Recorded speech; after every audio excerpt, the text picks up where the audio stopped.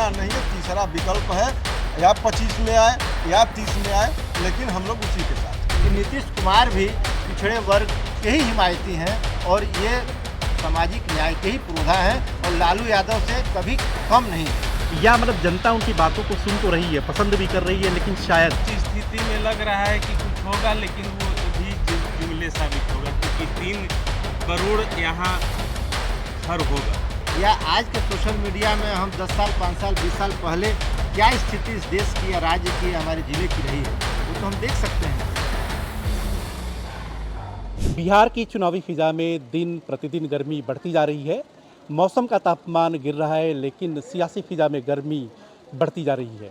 सबसे बड़ी बात है कि इस समय मैं कैमूर के चैनपुर विधानसभा में हूँ और चैनपुर विधानसभा का यह डिग्री कॉलेज है, राजर्षि शालिवाहन डिग्री महाविद्यालय, भगवानपुर कैमूर, वीर कुंवर सिंह विश्वविद्यालय आरा, बिहार सरकार से स्थायी संबंधन प्राप्त व अनुदानित। यहाँ पर हमारे साथ अलग अलग मिजाज है, छात्रों के मिजाज को हमने परखा था, समझा था कि आखिरकार उनकी सोच चुनाव को लेकर के क्या है, मतदान को लेकर के क्या है, व्यवस्था को लेकर के क्या है, कुछ व्यवस्था में बदलाव हुआ या नहीं हुआ। इन सब के बीच महाविद्यालय के प्रोफेसर्स हैं और ये लोग बताएंगे कि आखिरकार इनका नज़रिया मतलब बिहार में डेवलपमेंट को लेकर के क्या है, सरकारों को लेकर के क्या है, व्यवस्था को लेकर के क्या है, और ख़ास तौर से कैमूर जहाँ की 4 विधानसभाओं में मतदान 11 नवंबर को होना है, वहाँ पे कुछ बदला या नहीं बदला या सब कुछ वैसे का वैसे ही है। तो सर, आपका फेडरल देश में स्वागत है। आपका नाम सर क्या है? मृत्युंजय कुमार सिंह। मृत्युंजय जी, सवाल यही है कि कैमूर मतलब आप अपनी उम्र के लिहाज से जब आपको याद सब आया होगा और आप नौकरी में आए होंगे, इस टीचिंग के प्रोफेशन में आए होंगे, तो कुछ आपको कैमूर में बदलता हुआ नज़र आया कि वैसे ही है, कुछ बदला नहीं? बहुत बदला है।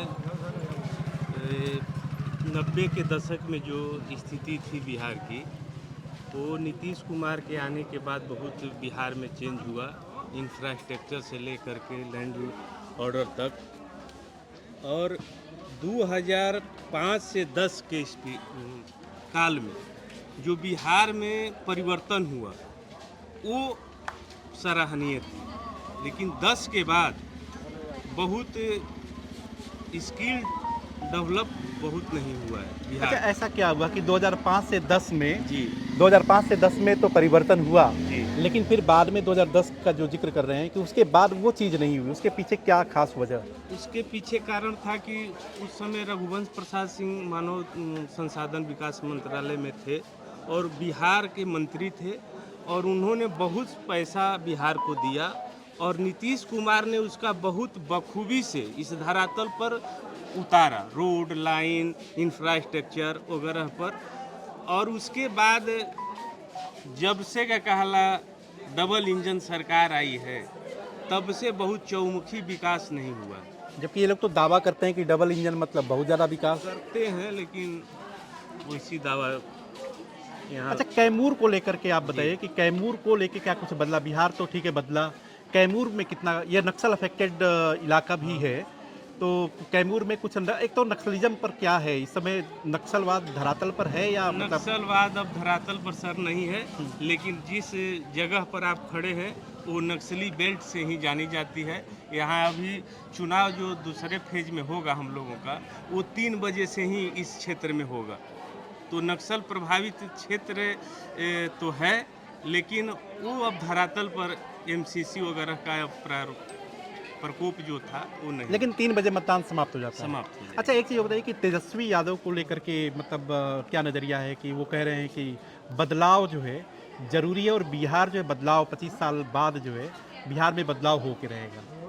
यूथ सोच रहे हैं कि थोड़ा सा नया मेरे मेथड से कि चेंजिंग हो, और जैसे तेजस्वी ने कहा है कि हर घर नौकरी, हाँ, तो उस स्थिति में लग रहा है कि कुछ होगा, लेकिन वो भी जुमले साबित होगा, क्योंकि 3 करोड़ यहाँ घर होगा कम से कम। यहाँ 14 साढ़े 14 करोड़ की आबादी है बिहार, तो उस स्थिति में समथिंग 3 करोड़ घर होंगी। और 3 करोड़ में अब समझ लीजिए कि आज़ादी हुए देश का 70 साल हो गया और उतना अब तक नौकरी नहीं मिला, तो हमको समझ में आ रहा है कि ये जुमिले ही हो, चुनावी की स्टंट है, ये संभव नहीं है। जी, सर, आपका नाम? धन्यवाद। डॉक्टर अमित दुबे। अच्छा, डॉक्टर अमित जी, एक तो पहले आपका कैमूर का जो ज़िला है इसको धान का कटोरा भी कहते हैं, तो इसका मतलब है कि एग्रीकल्चर के फ्रंट पर तो ये ज़िला बहुत आगे है, लेकिन वास्तव में क्या किसानों को उसका फ़ायदा मिलता है? नहीं, नहर सिंचाई की व्यवस्था यहाँ है, अच्छी व्यवस्था है। सोनभद्र से हम लोगों के नहर पहले से ही है, लेकिन जिस हिसाब से फसल का दाम मिलना चाहिए, कागज़ों पे जो मिलता है, जो देखा जाता है कि नहीं 2021 जो दाम है वो मिलता नहीं है। डीएम साहब से लेके इधर तक के लोग जितने पैक्स अध्यक्ष वाले होते हैं, ये सब 200-300 मतलब जो मूल रेट मिलना चाहिए वो रेट नहीं मिल पाता है। अच्छा, अच्छा, एक चीज़ बताइए कि बिहार में क्या है कि पहले 2023 मुझे याद आता है कि 2023 के पहले प्रशांत किशोर कहीं थे नहीं। 2 साल पहले उन्होंने अपनी जन स्वराज बना करके उतरे ज़मीन पर। तो आपको लगता है कि इस 2025 का जो चुनाव है उसको त्रिकोणीय बनाने की वो कोशिश कर रहे हैं, या मतलब जनता उनकी बातों को सुन तो रही है, पसंद भी कर रही है, लेकिन शायद उनके पक्ष में न जाए, ऐसा क्या लगता है? देखिए, पसंद तो कर रही है और जनता चाहती भी है कि बदलाव हो। जितनी पीछे आप बातें कर चुके हैं, तो मान लीजिए कि जब एनडीए गठबंधन का सरकार रहा हो पिछले 20 साल से, या 15 साल पहले लालू जी का सरकार रहा, वो तो हमने बखूबी देखा है। 10 साल तक नीतीश कुमार की सरकार भी अच्छी चली, उसमें नो डाउट नली गली बिजली पानी व्यवस्था यहाँ सुधार हुआ। लेकिन उसके बाद ये जो ढुलमुल नीति नीतीश जी का हो गया ना, उससे जनता में बहुत काफ़ी आक्रोश। अब मान लीजिए जिस जगह पे आप खड़े हैं, बिहार के 60% बच्चों को हम लोग एजुकेशन देते हैं, ग्रेजुएशन की डिग्री देते हैं, लेकिन हम लोगों के साथ बेईमानी हो रहा है। हम लोगों का कोई पूछ नहीं है। अनुदान देकर केवल अगर शिक्षा व्यवस्था यहाँ ठप कर दिया जाए, फॉर्म न भरा जाए, तो कहाँ से सरकार उतना डिग्री कॉलेज है? कैमूर जिले में 2 ही सरकारी डिग्री कॉलेज। अच्छा, कैमूर में कितने डिग्री कॉलेज हैं? 2 डिग्री कॉलेज हैं, एक तो रामगढ़ में, एक तो पटेल कॉलेज।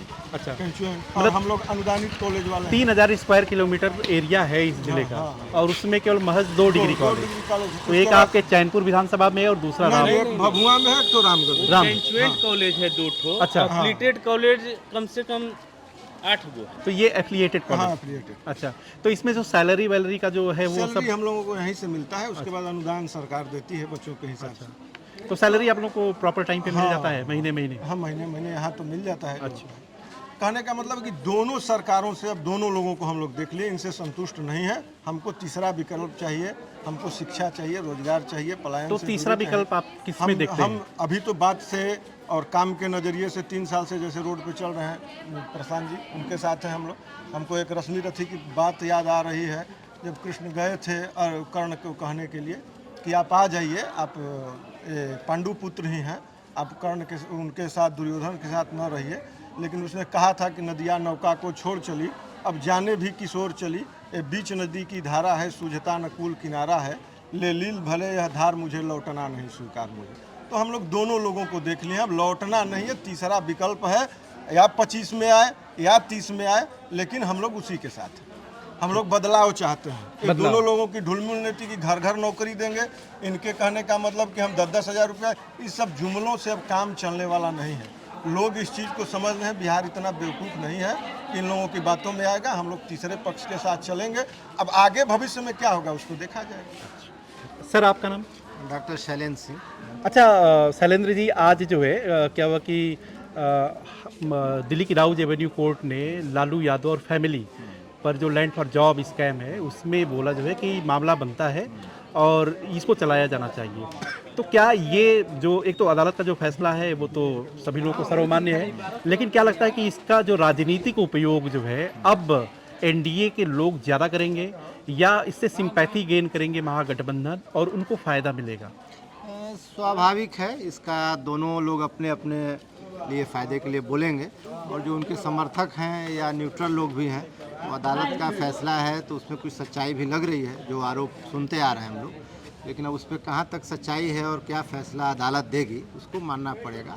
और रही दूसरी बात, जो दूसरे पक्ष की बात कर रहे हैं, तो वो अपने समर्थकों में इसको अपने लिए सहानुभूति के लिए भी बोलेंगे, लेकिन अब इसका क्या प्रभाव पड़ेगा ये हम लोग को चुनाव बाद पता चलेगा। अच्छा, एक चीज़ और है कि खासतौर से कि अभी बिहार में अभी पिछले मुझे ऐसा लगता है कि 1.5 से 2 महीने पहले या अधिकतम 3 महीने पहले की बात है कि जब चाहे शिक्षा सेवक हों चाहे उसके बाद शिक्षा सहायक हों, उनके पर्क्स में काफ़ी बढ़ोतरी की गई है और ये कहा गया जो है कि इनका ड्यू था, जो देना चाहिए था, सरकार ने उसको दिया। और महिलाओं को फिर 10,000 रुपये जो है 75 लाख महिलाओं को। तो इसको भी लेकर के आरोप है कि आरजेडी का यही कहना है कि ये सब देर लेट लतीफ़ी वाली बात है और केवल चुनाव जीतने की कवायद है। तो क्या इसमें सच्चाई आपको नज़र आती है? नहीं, हमको सच्चाई नहीं नज़र आ रही है। ये सरकार, चूँकि हम लोग तो 20 वर्षों से देख ही रहे हैं, बहुत परिवर्तन हुआ है और इस सरकार ने बहुत कुछ कर रखा है और अब आज भी कर रही है। लगातार चुनाव आ रहे हैं और निश्चित है कि सभी लोग चाहते हैं कि नहीं, लोगों को जो है साधन सुविधा और लोगों का जीवन स्तर उठाया जाए। तो इसलिए जो है ये सरकार अगर कर भी रही है तो गलत नहीं है और वो ठीक है और इससे जो है बिहार की स्थिति सुधरेगी। अच्छा, एक सवाल और है कि ख़ास तौर से कि जैसे मान लीजिए कि जो फर्स्ट टाइम वोटर जिनकी उम्र 18 साल हुई होगी, तो इसका मतलब है कि वो 2007 की पैदाइश मतलब होगी, वो पहली बार मत देंगे। या अगर मान लीजिए कि 2000 भी मान लीजिए तो 2025 मतलब 25 साल के होंगे और वो मत दिए भी होंगे 2020 में प्लस 2025 में भी देंगे। एक सवाल तो होता है कि जंगल राज को लेकर के कि आखिरकार विपक्ष यही कहता है कि 2005 से लेकर के सरकार तो नीतीश कुमार की ही रही है, तो आखिरकार जो है किस जंगल राज की बात वो करते हैं? 2000 में जो पैदा हुआ बच्चा है, 2007 में जो पैदा हुआ बच्चा है, वो तो 18 साल से इन्हीं की रिजीम को देख रहा है। तो फिर ये जंगल राज वाली जो बात होती है उसको मतलब कहने की क्या ज़रूरत है, उसकी क्या आवश्यकता है? ज़रूरत ये है कि आज की जो पीढ़ी है, जिसको मान सकते हैं 97 और 2012 के बीच जो जन्मी है, जिसको जेन जी हम लोग कर रहे हैं और बहुत जगह परिवर्तन दिखा भी रही है, इसको सही रूप से कहिए या गलत रूप से। तो ऐसा नहीं है जो बच्चे आज 18 वर्ष हो रहे हैं, 20 वर्ष देखे तो नहीं है, हम तो अच्छा ही देख रहे हैं, लेकिन हमारे गार्जियन तो हैं और पुराने लोग तो हैं, वो लोग तो बता रहे हैं। या आज के सोशल मीडिया में हम 10 साल 5 साल 20 साल पहले क्या स्थिति इस देश की या राज्य की या हमारे ज़िले की रही है वो तो हम देख सकते हैं। तो आज की पीढ़ी बहुत जागरूक है और बहुत समझदार है और नए और पुराने सब कंपेयर कर रही है और वो सोच समझकर वोट देगी और हमें लगता है कि बिहार का विकास और बिहार उन्नति किधर करे उसी तरफ हमारे युवा वर्ग जो जैन जी का भी जो सोच है उधर ही रहेगा। जैन जी का लेकिन एक सवाल तो ये भी अहम होता है कि मान लीजिए कि लालू यादव जंगल राज के प्रतीक थे, जैसा कि एनडीए के लोग कहा भी करते थे, तो आखिरकार नीतीश कुमार को 2015 में उसी जंगल राज के साथ जो है पैक्ट करके वो इलेक्शन भी लड़ते हैं। उसके बाद फिर 2020 में फिर वो तेजस्वी के साथ भी जाते हैं। तो आपको नहीं लगता कि ये केवल सत्ता की राजनीति भी कर रहे थे कि किसी तरीके से सत्ता जो है मिलती रहे? ये दोनों सही कह रहे हैं आप, चूँकि लेकिन एक मेन फैक्टर जो नीतीश कुमार हैं वो ऐसी धुरी बन गए हैं कि उनके साथ ही रहने पे अभी आज की भी जो चुनाव 2025 में भी होने जा रहा है, आप इसको अगर राजनीतिक रूप से देखें या विश्लेषण करें, कोई एक ऐसी पार्टी नहीं है जो कि इतनी भी सीटों पे लड़ रही है। 122-25 सीटें चाहिए बहुमत के लिए, उतनी सीटों पे कोई पार्टी लड़ ही नहीं रही है। तो निश्चित है कि उसको अकेले बहुमत नहीं आएगा, गठबंधन का ही दौर है। लेकिन 20 वर्षों में जो नीतीश कुमार ने किया है और आज भी हमारे समाज में व्यक्ति पे ही उसके कार्य पे ही पुनर्मूल्यांकन होता है। आज अगर देश में नरेंद्र मोदी हैं तो भाजपा या इस सरकार की नरेंद्र मोदी से ही विश्लेषण करते हैं हम लोग। तो नीतीश कुमार ने जो करके दिखा रखा है, इसीलिए उनकी जो है वैल्यू अधिक है। वो जिधर भी जाते हैं जनता को विश्वास होता है कि नहीं गड़बड़ नहीं होगा और ये दोनों पक्ष के साथ जाके उन्होंने दिखा दिया है। नहीं, लेकिन एक चीज़ और है कि जैसे सामाजिक न्याय जो है, क्योंकि आप थोड़ा सा और पीछे जाइए जो है 1990 का दौर जब मंडल कमीशन आया, उसकी पृष्ठभूमि भी अलग है कि कमंडल ना आया होता तो शायद मंडल ना आता। लेकिन खास तौर से जो सामाजिक न्याय के तो प्रणेता अगर देखा जाए तो रामविलास पासवान रहे, शरद यादव रहे, जॉर्ज फर्नांडिस रहे, लालू यादव रहे और लालू यादव को जनता ने चुना। तो क्या आप इसको नकार देंगे कि राष्ट्रीय जनता दल ने सामाजिक न्याय की जो लड़ाई लड़ी थी और जो एक चेतना जगाई उस वर्ग में, तो उसको क्या आप इनकार कर देंगे? या एनडीए कहती है कि नहीं उन्होंने तो कुछ किया ही नहीं? नहीं, इसको हम इनकार नहीं करेंगे। उनके लोग कहते हैं, लेकिन असली सामाजिक न्याय अगर जिसे कहा जाए, जैसे आज पिछड़ों को ही उन्नति की बात हो रही है, पिछड़ा वर्ग आयोग ही है, उसको संवैधानिक दर्जा तो इसी सरकार ने दिया। और असली जो हम कह रहे हैं, आप जो 20 वर्षों में जो विकास हुआ, ऐसा नहीं कि सिर्फ रोड और बिजली पानी का विकास हुआ। जो उस वर्ग में जितनी नौकरियां दी गई बिहार में, आज अगर शिक्षक वर्ग में, अस्पताल में, पुलिस में, सब में देखिएगा तो ये जो पिछड़े वर्ग हैं इनको उचित प्रतिनिधित्व मिला है। इवन पंचायती राज में भी। तो असली जो सामाजिक विकास है उन लोग का, आर्थिक विकास के साथ इन्हीं 20 वर्षों में अधिक हुआ है। और ये मत भूलिए कि नीतीश कुमार भी पिछड़े वर्ग के ही हिमायती हैं और ये सामाजिक न्याय के ही पुरोधा हैं और लालू यादव से कभी कम नहीं है ये। अच्छा, एक आखिरी सवाल है कि बिहार में जो साइलेंट वोटर्स हैं जो हम नदीम आप दिखा भी सकते हैं कि साइलेंट वोटर की तरफ जब इशारा कर रहे हैं तो हम महिलाओं की तरफ, लड़कियों की तरफ इशारा कर रहे हैं। तो आप मतलब संयुक्त सवाल है ये सबसे कि मतलब बिहार में जो साइलेंट वोटर है वो कौन है और वो किसके पक्ष में मतलब जाता हुआ नजर आ रहा है? ये मैं बिल्कुल आपको स्पष्ट, बहुत अच्छा सवाल है आपका। आज के समय में चूँकि महिलाओं का वोट जो है, पहले महिलाएं घर से नहीं उतनी निकलती थी या जो पुरुष कहते थे उसी तरफ महिलाएं वोट देती थी, लेकिन आज इन 20-25 वर्षों में, खासकर इस 20 वर्षों में महिलाओं का आर्थिक उत्थान बहुत हुआ है। पंचायती राज में यहाँ 50% आरक्षण दिया गया, नौकरियों में दिया गया, शिक्षिकाओं में दिया गया। आज हमारे यहाँ देख रहे हैं जो बच्चे आ रहे हैं उसमें 50 से अधिक पढ़ने वाले, इनरोल्ड अधिक भले लड़के हैं बट लड़कियों की संख्या आप खुद देख रहे हैं कि अधिक है।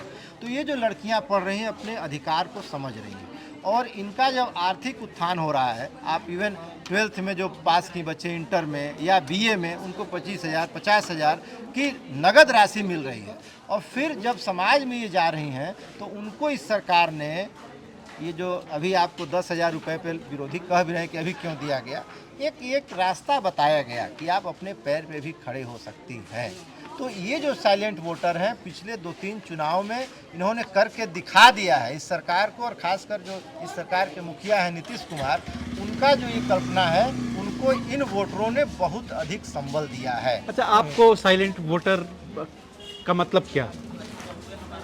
साइलेंट वोटर का मतलब है कि जो लेडीज वर्ग है, जो टीनर एजर, जो फर्स्ट टाइमर वोटर है, उनको बहुत थिंकिंग नहीं है और वो इस मानसिकता से भी हैं कि जिधर मुंह देखेंगे, जैसे जिसकी बोलबाला, उधर भी बहुत सारे वोट फिसलता है देख कर कि फलाना जीत रहा है, फलाने पार्टी का मेंबर, उसको वोट दे दिया जाए। उसको थिंकिंग नहीं है कि किसको अभी हम वोट दें, लेकिन मुंह देख करके वोट दे सकता है। अच्छा, आपको साइलेंट वोटर का मतलब? हमारे समझ से इन दोनों लोगों से विपरीत है। साइलेंट वोटर का मतलब ये है कि दोनों को जो पसंद नहीं करता, जो दोनों तरफ नहीं बोल रहा है, वो देख रहा है वेट एंड वॉच की स्थिति में। तो अब जैसे इन्होंने कहा कि महिला का एनडीए सरकार बताए 50% आरक्षण, 50 कहाँ महिलाओं को कितना सीट दिया है? 50% आरक्षण का मतलब हर जगह होना चाहिए ना। राजनीति में 50% महिलाओं की भागीदारी है तो बता दें लोग। कहने के लिए जुमले की सरकार है, केवल कहती है, ये कर देंगे वो कर देंगे। 5 साल तक इनके पास कुछ नहीं था, अभी 10,000 रुपया आ गया। अधौरा पहाड़ी से औरतें आके बैंक में लाइन लगाई हुई है, 10,000 लेके चली गई। 10,000 रोजगार के नाम पे है और 10,000 का वो कोई काम नहीं करेगी तो फिर क्या करेगी? वो 2 लाख जो मिलने वाला है भविष्य में कभी इनको लोन भी नहीं मिल पाएगा। 10,000 लेके क्या करेगी? एक गाय भी तो 10,000 में बढ़िया नहीं आएगी कि 2 लीटर दूध के कुछ बेच ले। तो इन लोगों का यही काम है। हाँ, सत्ताधीश हैं, सत्ता पे जो बैठा रहता है उनकी बातें होती हैं, अपने हिसाब से लोग चलते हैं, लेकिन जब चले जाएंगे तब समझ में आएगा। अब तो जाने से पहले ही समझ में आ गया, इतना बड़े मुरेठे वाले लोगों का पोल खुल रहा है। अपना ये लोग कार्यकाल का टाइमिंग नहीं कर रहे हैं, लोगों का यही काम है, विशेष कुछ नहीं। भविष्य में जा रहे हैं, भूत में जा रहे हैं। और वर्तमान में बात कीजिए ना, वर्तमान में बात है नहीं कर रहा है सरकार, चाहे केंद्र की हो चाहे राज्य की हो। अभी बहुत गुंजाइश है इस राज्य में विकास के प्रति, जो है एक रास्ता तो सरकार ने चाहे राज्य ने लिया है, लेकिन अभी भैया कितना समय लगेगा? 20 साल से नहीं लोग, माननीय अभी न्यायालय रास्ता बन अभी का रहा कहला है। कि हम लोगों जैसे अफिलिएटेड कॉलेज के लिए एक राहत भरी दी थी कि आप 2007 से के लोगों को मतलब पेंशन वगैरह भी दीजिए और इसको मान्यता दीजिए कंचुएंट कॉलेज के बराबर, उसको भी दरकिनार रखे हुए है।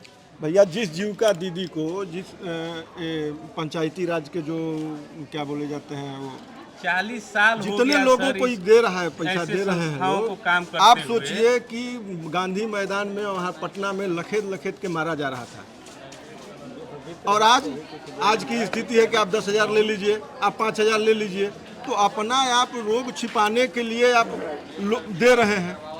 कि भैया ले लीजिए, हमको दे दीजिए। हमारे वो यहाँ जंगल जो राज वित्त है। रहित व्यवस्था है, ये इस राज्य में ही एक नई तरह की व्यवस्था है कि आप सरकार ने इन संस्थाओं को मान्यता तो दे दी है, और जो इसमें हम लोग पढ़ा रहे हैं, जो निर्धारित योग्यता है उसी योग्यता को हम लोग फुलफिल कर रहे हैं, लेकिन सरकार इसको पारिश्रमिक या हम लोग को वेतन पेंशन नहीं दे रही है।